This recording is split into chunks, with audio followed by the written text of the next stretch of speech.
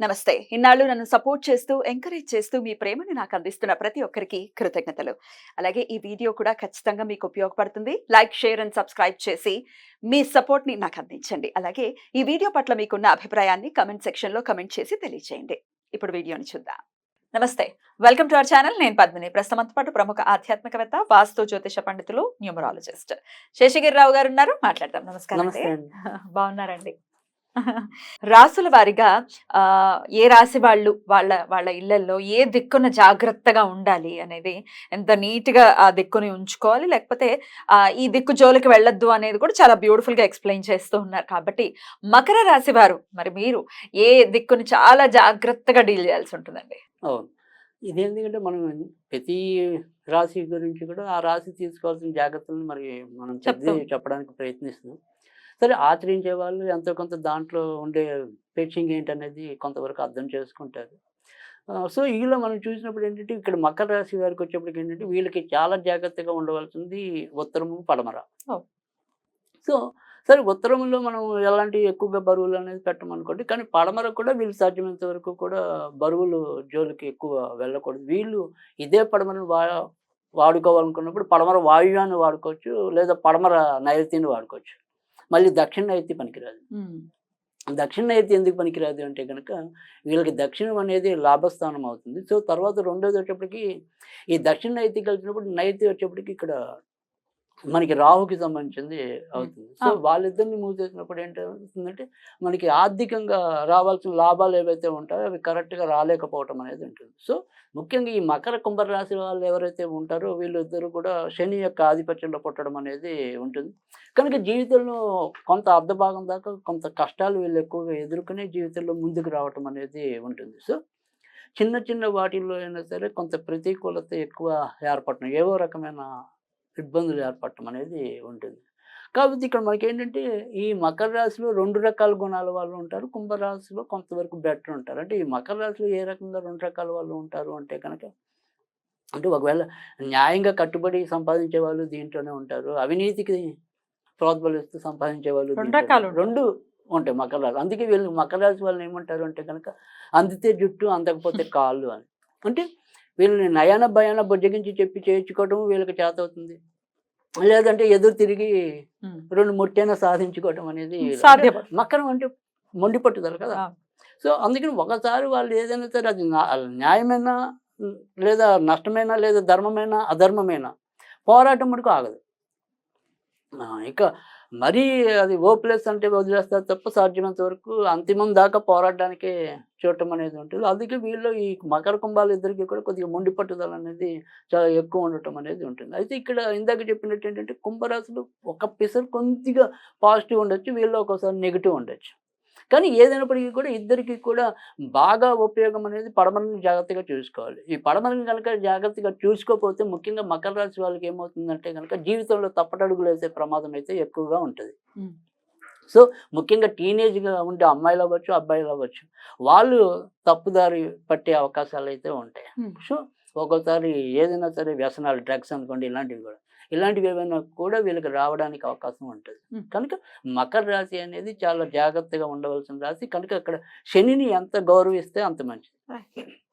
So, అవకాశం ఉంటే కనుక ఈ పడమరలో వాళ్ళ ఇంట్లో ఏదైనా సరే ఒక లోహపు అలంకార వస్తువు ఏదైనా కూడా పెట్టుకోవడం అనేది మంచిది. అదే మనం ఏదైనా సరే హిందూ దేవుళ్ళుగా తీసుకుంటే కనుక ఖచ్చితంగా ఈ పడమరలో ఆంజనేయ స్వామి, ఇది పడమరలో ఆంజనేయ స్వామి ఉండాలి, తూర్పుకి ఆయన మొహం ఉండాలి. అలా మళ్ళీ పర్వతాలు ఎత్తే ఉంటాయి చూడండి, అలాంటి బొమ్మలు వద్దు. సంజీవని పర్వతాన్ని తీసుకొచ్చేటటువంటి అలా డైరెక్ట్ ఫేస్ ఉండాలి ఆంజనేయ స్వామి. అది నించున్నదైనా పర్వాలేదు, కూర్చున్నదైనా పర్వాలేదు, ఫేస్ మటుకు ఖచ్చితంగా డైరెక్టే ఉండాలి. సో, అది తప్పకుండా పడమరలో పెట్టుకుంటే కనుక వీళ్ళకుండే కొంతవరకు ఒడిదుడుకులు ఏవైతే ఉంటాయో దాన్ని తగ్గించుకోవడానికి అయితే అవకాశం ఉంటుంది. తర్వాత రెండోది వచ్చేప్పటికి ఉత్తరం అనేది పూర్తిగా అదృష్టానికి సంబంధించింది.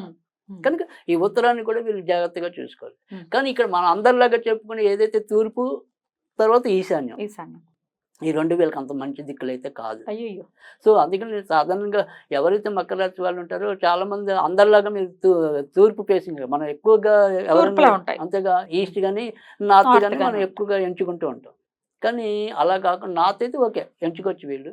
కానీ ఈస్ట్ జోలికి సాధ్యమైనంత వరకు కూడా వెళ్లకుండా ఉండటం అనేది చాలా అవసరం. ఎందుకంటే లేదంటే అనారోగ్యాల బారిన పడటం, తర్వాత నాన్నగారు నుంచి మనకు రావాల్సిన ఆస్తిపాస్తులు ఏవైతే ఉంటాయో అవి గొడవలు పడటం. అందుకని ఇక్కడ ఈశాన్యం కూడా ఎందుకన్నామంటే కనుక ఈ మకర రాశి వాళ్ళకి ఏమైతే ఉంటుందో ఈ సంబంధ బాంధవ్యాలు కొద్దిగా దీర్ఘకాలం సాగే అవకాశాలు తక్కువ ఉంటాయి. అంటే ఎవరితో అయినా సరే కొన్నాళ్ళే ఆ మంచి అనేది ఉంటుంది కానీ వాళ్ళకి వీళ్ళైనా శత్రువు అవుతారు, వీరు వాళ్ళకైనా శత్రువు అవుతారు. సో ఎందుకని అవుతారు అంటే కనుక ఏదైతే మనకు 3వ ఇంటి అధిపతి గురుడు వీళ్ళకి పాపి అవుతున్నాడు. సో వీళ్ళకి ఉపయోగం కాదు గురుడు. సో ఆయన వల్లే సంబంధ బాంధవ్యాలు అనేది దెబ్బతింటం అనేది ఉంటుంది. అయితే ఇక్కడ ఇదే గురుడు వల్ల ఏంటంటే ఆయన వ్యయాధిపతి అవటం వల్ల మళ్ళీ ఇదే మకర లగ్నంలో మీకు ఏదైనా సరే మోక్ష సాధకులు ఉంటారు కదా, లేదా తీవ్ర సాధకులు ఉంటారు కదా, అలాంటి వాళ్ళు సాధన జయించడానికి కూడా ఇదే రాశి వాళ్ళకి ఉపయోగం ఉంటుంది. కనుక ఇక్కడ తూర్పు అనేది ఎప్పుడు కూడా వీళ్ళకి అంత పెద్ద యూజ్ కాదు. తర్వాత వచ్చేప్పటికి ఏంటంటే ఈశాన్యం కూడా అంత మరీ యూజ్ కాదు. కనుక ఈ ఈశాన్యం అనేది ఎంతవరకు ఉపయోగించుకోవాలి అంటే మనకు కేవలం మన దైవత ఆరాధన కోసమే. అంతేగాని మిగతా వాటిలో ఈశాన్యంలో కొంతవరకు బరువు తగ్గినా బరువు పెరిగినా వీళ్ళైతే బాధపడాల్సిందే. బరువు పెరిగినా పర్వాలేదా? రైట్, తప్పకుండా పెంచుకోవచ్చు, తప్పేం లేదు. అమ్మో ఈశాన్యం కదా నా అనే అనుమానం వీళ్ళకి అక్కర్లా. సో ఒకసారి అక్కడ చెడిపోయినా కూడా వీళ్ళకి వచ్చే నష్టం అయితే గ్యారంటీగా ఉండదు. సో వీళ్ళు బాగా చూసుకోవాల్సింది అయితే కనుక పడమర నేను మన ఉత్తరాన్ని బాగా చూసుకోవాలి. సో దక్షిణం కూడా వీళ్ళకి నెగిటివ్ ఎనర్జీ ఎక్కువ పాస్ అవుతుంది కాబట్టి మళ్ళీ బరువులన్నీ కూడా దక్షిణంలో పెట్టుకోవచ్చు, తప్పైతే ఏమీ లేదు. ఇంకా ఇందాక మనం చెప్పుకున్నా ఖచ్చితంగా ఆంజనేయుడి యొక్క విగ్రహం లేదు అంటే కనుక ఎనీ టైప్ ఆఫ్ మెటలే ఉండాలి.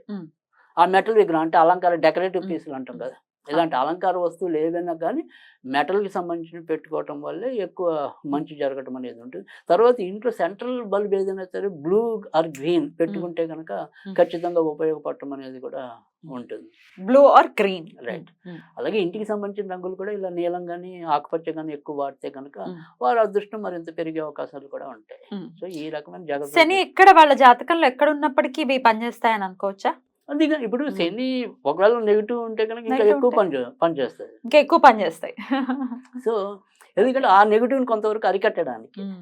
సో అందుకని ఖచ్చితంగా మనకి అంటే ఆ వ్యక్తిగత జాతకాలు చూసినప్పుడు కూడా మనం ఇంకొద్దిగా బాగా చెప్పగలగడానికి అవకాశం కూడా అక్కడే ఉంటుంది. అంటే ఇప్పుడు బాగా కీడు చేసే ఏదైతే ఒక గ్రహం ఉంటుందో ఆ కీడు చేసే గ్రహానికి సంబంధించిన దిక్కు ఏదైతే ఉంటుందో ఆ దిక్కుని మనం కొద్దిగా పాడు చేసినా తప్పేం లేదు. సో మనకి ఖచ్చితంగా లాభాలు చేసే దిక్కు ఏదైతే ఉంటుందో ఆ లాభాలు చేసేది కూడా జాగ్రత్త పడాలి. అందుకని ఆటోమేటిక్గా కొన్ని మనం ఏదైనా సరే ఒక అడ్వైజ్ ఇచ్చినప్పుడు సపోజ్ నాకు కంటి ఈ మధ్య చీడికి మడికి కంటితో ఇబ్బంది పడుతున్నాను అన్నాను అనుకోండి, ఓకే ఇక్కడ వాడి జాతకంతో పాటు వాళ్ళు పొరపాటున తూర్పులో ఏమైనా తప్పులు చేశారు, వాళ్ళకి తూర్పు ఉపయోగం ఉంది, తూర్పులో తప్పు చేసినప్పుడు ఒకసారి కంటి వ్యాధులు వస్తాయి, గుండె వ్యాధులు వస్తాయి, అవన్నీ కూడా ఉంటాయి. ఇంత వాస్తు ఇంత ఇంపాక్ట్ చూపిస్తుంది. అంటే ఇక్కడ ఎప్పుడు కూడా నేను చెప్పేది అదే, వాస్తు ఇంపార్టెంట్ అనేది ఎలా ఉంటుందంటే అది ఎప్పుడైనా సరే మన ముందు మన యొక్క జాతకంతోనే అది ముడిపడి ఉంటుందని నేను మొదటి నుంచి వాదిస్తున్నాను. సో దశ లేకుండా దిశ లేదు అని చెప్పి. సో అందుకని సాధనకి ఇప్పుడు మనకి జాతకం కలిసి రాదనుకోండి, ఆ జాతకం కలిసి రాని దిక్కులుగా మనం ఆటోమేటిక్గా వెళ్ళిపోతాం ఇబ్బంది పడ్డానికి. సో దాన్ని ఎలా అరికట్టి దశ దిశ రెండు ఇంటర్లింక్ రేట్ తప్పకుండా ఉంటుంది. అది లేదు అని మటుకు పూర్తిగా అనడానికి లేదు. బట్ కానీ బేస్ అయితే ఎప్పుడైనా ఇదే. అన్ని సంగీతాలకి శాస్త్రీయ సంగీతం ఎలా ఆధారమో సో అన్ని యొక్క శాఖలకి అంటే సంఖ్యాశాస్త్రం అనుకోండి, కలర్ థెరపీ అంటాం మనం.